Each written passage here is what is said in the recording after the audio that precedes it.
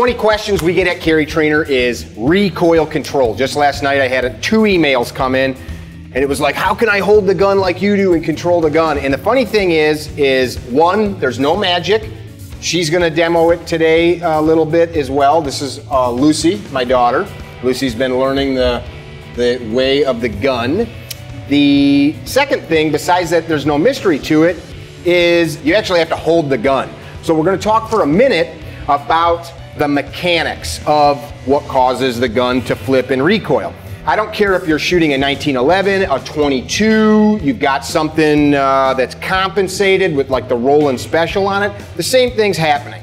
If you were to take this firearm, take the slide off, put it around in the chamber and make it send a bullet down the barrel in a vacuum in space, for example, this thing would basically just travel just like this because there's no forces impacting it. What happens though, because we have created a tool with this handy dandy handle, as energy goes this way, laws of physics tell us that we have an equal and opposite reaction, right? Which is this. But because we're holding this, this is that motion, this muzzle flip. Some people, I think, mentally think because they see movies or videos or they see people shooting, I think some people create more muzzle flip than needed because they think that's what has to happen.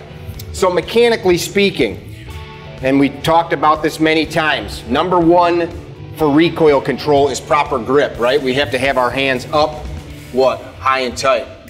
Is that what we talk about? Yes. High and tight. She's all nervous. High and tight, up as high as we can go.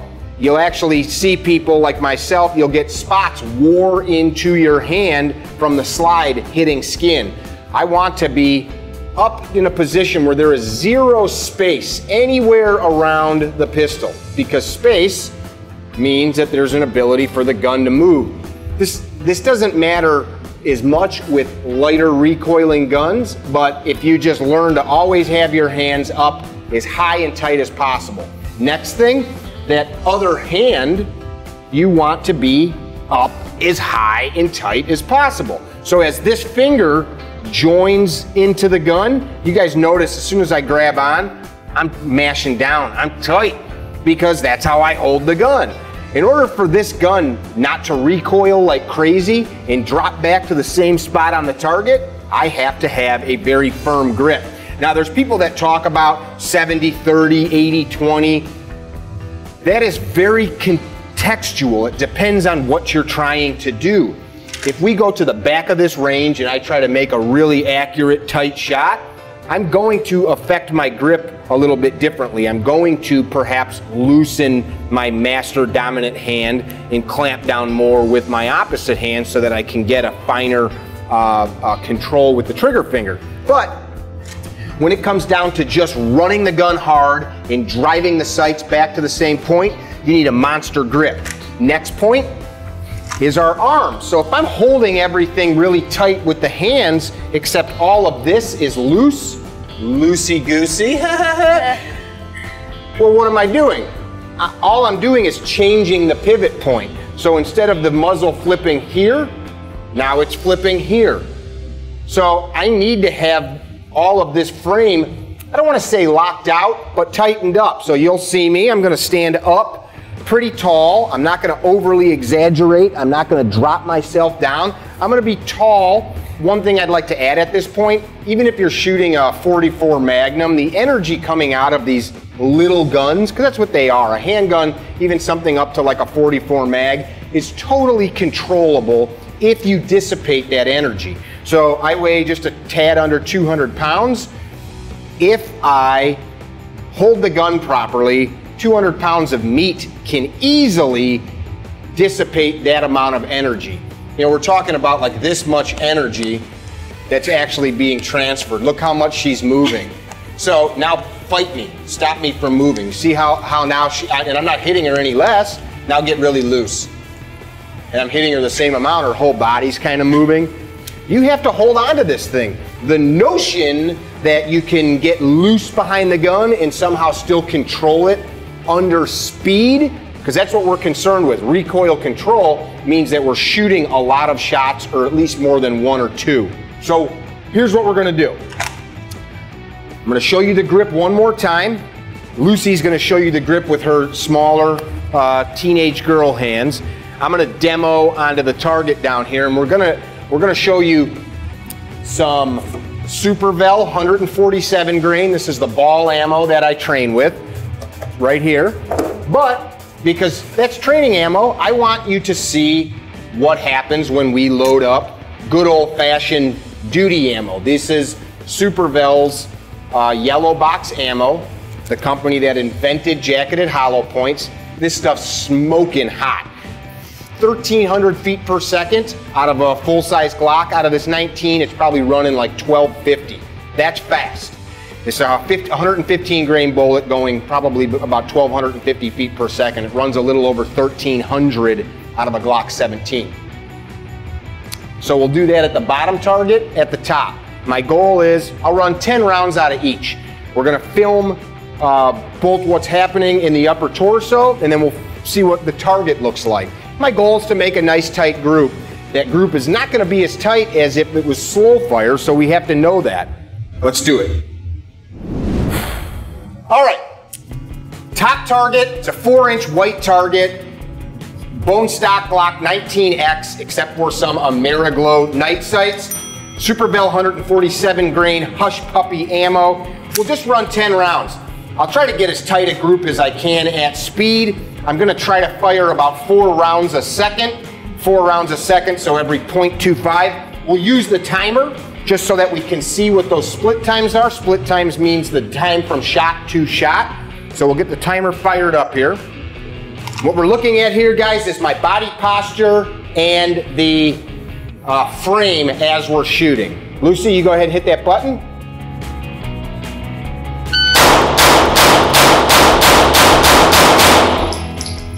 All right, so I sped up. As I felt I was going comfortably, I started to speed up, so I shot 10 rounds in 3.26 seconds. My split times, they were right where I wanted them to be. 2.6, 2.3, 2.9. As I said, I sped up. So we'll do that one more time. This time I'm gonna run it quicker. Drew, did you see the target at all from here? Not yet. Let's take a look before we shoot it full of more holes. Yeah, Mickey, it looks like you hit it.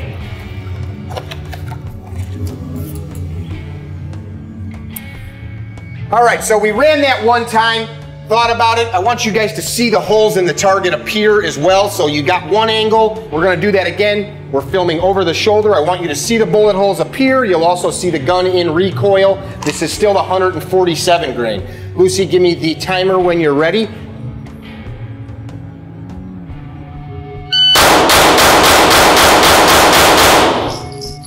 All right, 10 shots, 10 good hits. You guys were able to see the bullets appear. That's a 4-inch target. So at that distance, we've got about a 2.5-inch 10-shot group. This time we're down to 2.65. So I told you we'd go a little faster. My split times all the way through were 2.4, 2.5, 2.4, 2.3. So that's what we're looking at, the ability to control the gun. Draw that pistol. I know you got an empty magazine in there because we were doing some training, so pull that empty mag out. Let's get rid of that. There you go. I like that you knew that you just needed to get it out of there because we're training that subconscious stuff, right? Go ahead and get that loaded up. Good little seat lock tug. Ooh, even a little press check. Nice. What I want you to do is just totally relaxed. Don't worry about them. Don't worry about anything but what you're doing. Let's put the sight on the center of that cardboard. And what I want to show them, so real quick, give me this hand. Just put that hand up by mine, let the camera see it. All right, so big difference, right? From an adult male hand to a young female.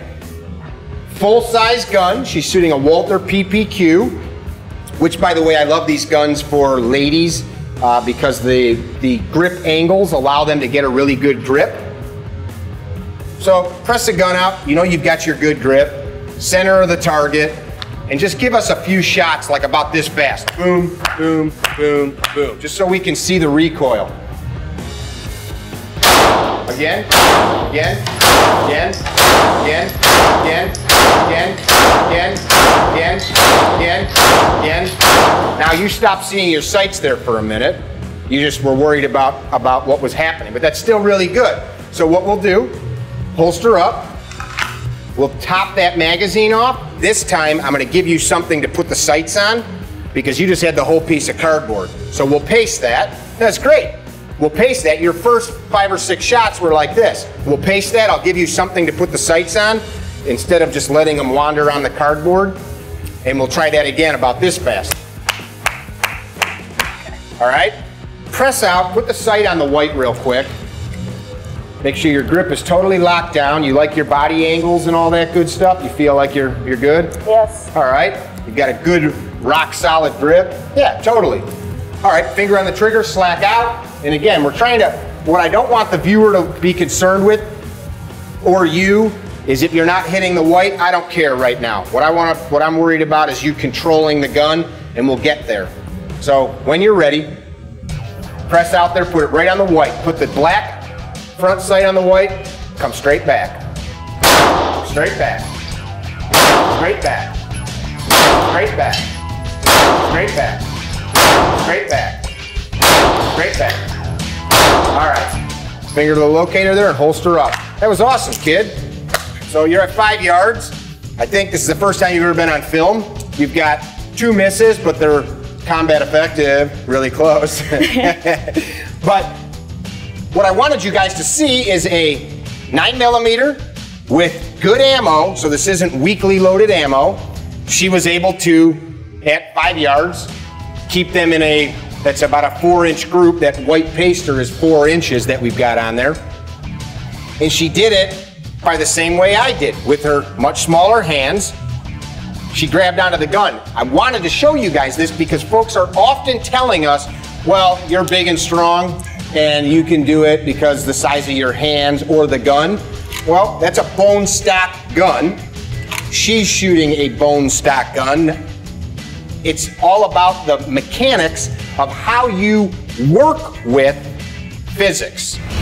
So now, to show you that you can do this with carry ammo, I'm gonna do the same thing at the lower target, and we'll film it both ways again, side view, rear view, and we're gonna do it with the 115 grain Super VEL. You wanna work the timer again, please? All right, 115 grain Super VEL. This stuff is cooking along at almost 1,300 feet per second out of the Glock 19X. Lucy, give me the timer, please.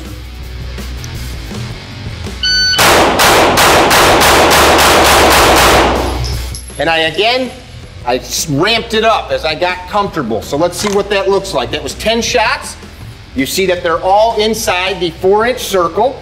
3:13 elapsed time. So our average split times there. Longest one was about 4.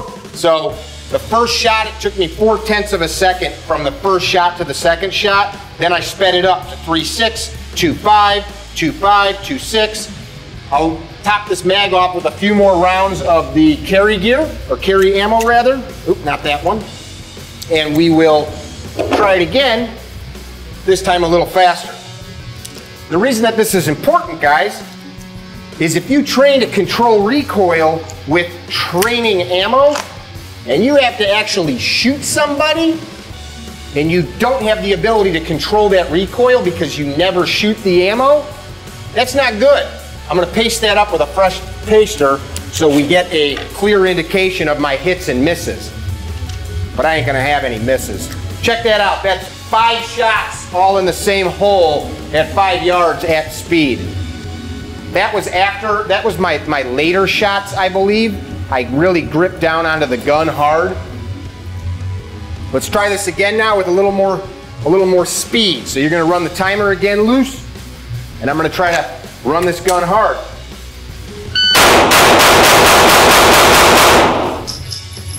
All right, same thing, I ramped it up. It took me a minute to find the cadence. I don't shoot that ammo that often. 2.40, so we had 10 shots in a 4-inch target at 5 yards, because distance is important. Guys will sometimes say to me, like, how fast can you shoot a 4-inch target? Well, at what distance? If I'm at 2 feet or 200 feet, that's gonna change the parameters. So now we got those splits down. Splits again is the time from shot to shot. Now we're talking about some 2-0s. So that's 5 rounds a second. And let's walk down together. We'll just take a look.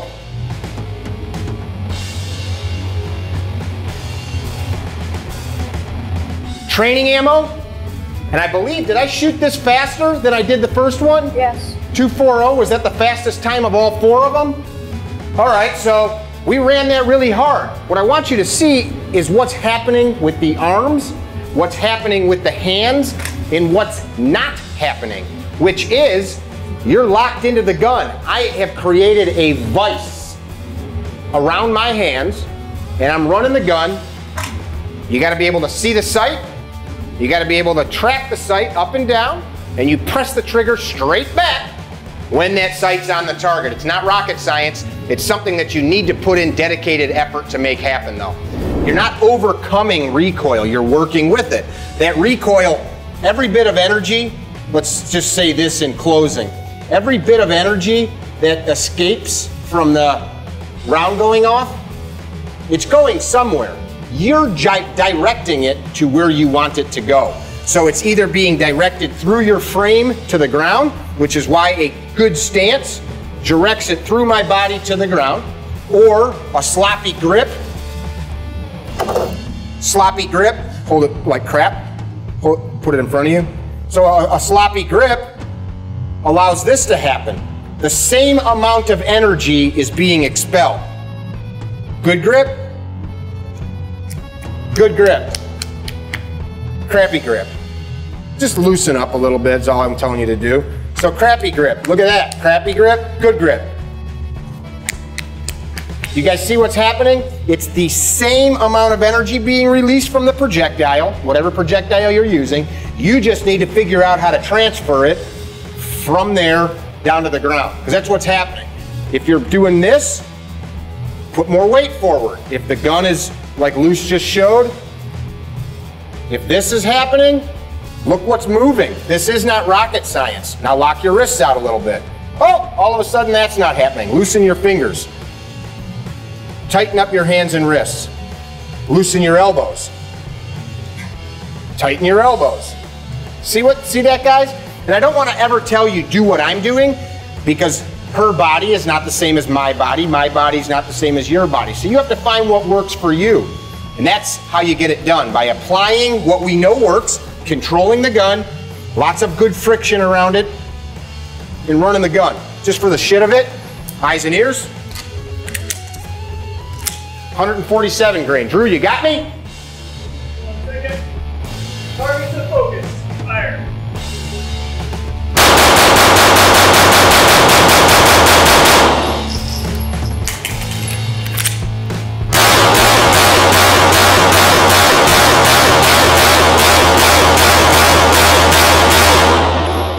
Pulled 1 or 2. That was a full mag dump, 147 grain. I wanted you guys to see what was what. The cool thing at the point of my shooting career is what I just saw while I was shooting was not what she sees when she's shooting. All I was seeing was my sight rising and falling, and I was watching smoke shoot out the end of the gun. That comes from, as Instructor Z says, exposure. So I'm composed while doing that through lots of exposure to a lot of rounds, which costs money, costs time on the range. Run the gun, control the gun, recoil will improve. This is Mickey. Lucy. With CarryTrainer.com. You were like, I hit it! I'm hitting it! Don't fidget around either, because then it's distracting. I'm wondering if we should do this again with another angle where we see the holes up here. Give me the other magazine that looks like this, the other one, that one. Oh. What the problem is. It's so stressful. This is Mickey with CarryTrainer.com. Lucy today as well. We're gonna show you guys more of this stuff. I hope that you develop that recoil control that you're looking for. Send us a message if you're looking for help. Sign up for one of our classes soon, CarryTrainer.com. We've got all those class dates up. You can make it happen. You can make it happen, yeah!